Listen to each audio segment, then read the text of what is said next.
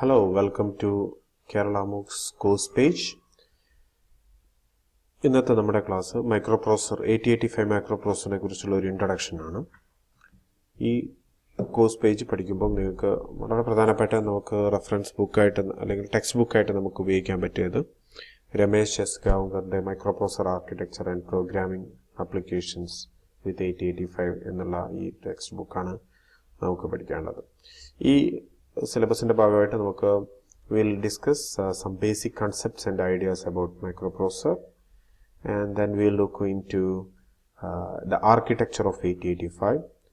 പിന്നെ ഒരു വീഡിയോ ലെക്ചറായിട്ട് ഞാൻ addressing boards and instruction set of 8085 ഡിസ്കഷനിൽ കൊണ്ടുവരാം. പിന്നെ അതേപോലെ interrupts in 8085 and then how to interface various devices with a microprocessor.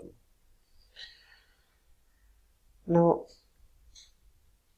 what are the basic concepts of some of the basic concepts about a microprocessor? You heard about a microprocessor and a microcontroller. What's the major difference between a microcomputer and a microprocessor and a microcontroller? Microcomputer is again a computer with a microprocessor as its CPU. Whereas a microprocessor ഉള്ള ഒരു കമ്പ്യൂട്ടറാണെന്ന് പറഞ്ഞാൽ micro computer എന്ന് നമ്മൾ സാധാരണ രീതിയിൽ വിളിക്കാറുള്ളത്.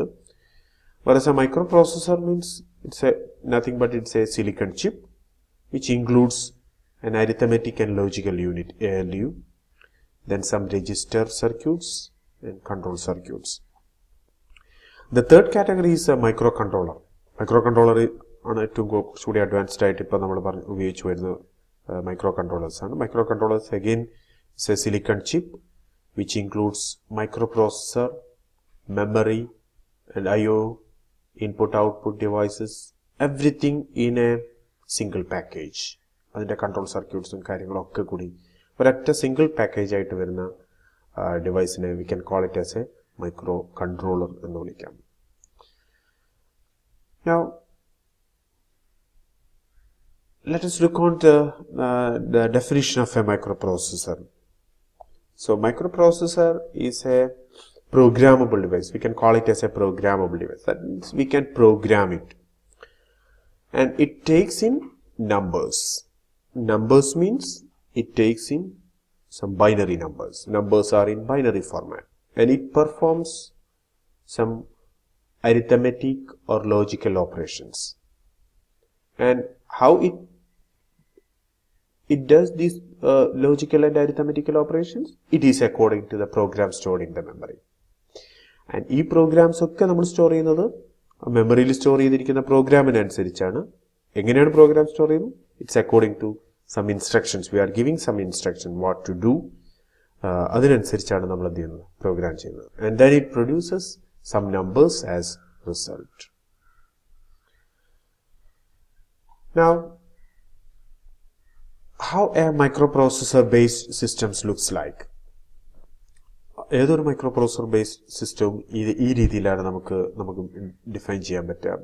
It has an input, it has some output devices and the microprocessor will communicate with memory. So we can call it as A basic microprocessor based system. ഒരു input, output and a memory and a microprocessor which is a microprocessor will act as a central controlling part ആയിട്ട് act ചെയ്യുന്നത് microprocessor ആയിരിക്കും. Now, what's inside the microprocessor? Internally, microprocessor is made up of three main units. One is a arithmetic and logical unit, and second part it's a control unit. Third, it contains an array of registers holding data while it is being manipulated. ഒരു ALU ഉണ്ട്, registers ഉണ്ട്, register array ഉണ്ട്, temporary storage area we can call it as an array, register array, then some controlling circuits. Now, input നേരത്തെ വരച്ചിരിക്കുന്ന same ഡയഗ്രത്തിനെ നമുക്കൊന്നുകൂടി redraw ചെയ്ത് കഴിഞ്ഞാൽ ഈ രീതിയിലേക്ക് നമുക്ക് കൊണ്ടുവരാം. I/O devices, input output devices ഉണ്ട്, memory ഉണ്ട്. Then memory means memory may contain RAM, both RAM and ROM. ROM means a read-only memory. RAM means a random access memory or read-write memory. ഈ എല്ലാ പാർട്ടിനെയും പരസ്പരം അങ്ങോട്ട് connect ചെയ്യുന്നത് നമ്മൾ system bus ഉപയോഗിച്ചാണ് നമ്മൾ കണക്ട് ചെയ്യുന്നത്. We'll call it as a bus.